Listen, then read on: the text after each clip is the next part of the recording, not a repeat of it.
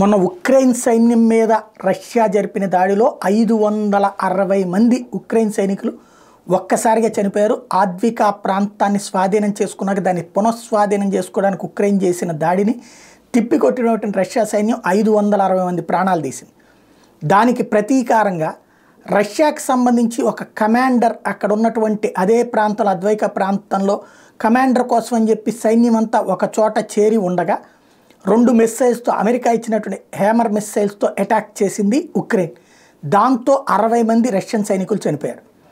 దీంతో ఆగ్రహించినటువంటి రష్యా ఒక్కసారిగా ఉక్రెయిన్ సేనల మీద విరుచుకుపడింది. రష్యా తీవ్రతకి భయపడ్డటువంటి ఉక్రెయిన్ సైనికులు 1000 మంది లొంగిపోయారు రష్యా సైన్యం ఎదుట. ఇది తాజాగా జరిగినటువంటి మరొక కీలకమైనటువంటి పరిణామం.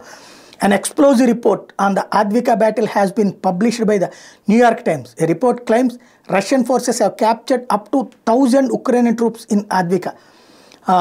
Chaotic nature of Kyiv's retreat contributed to the high numbers, the report said.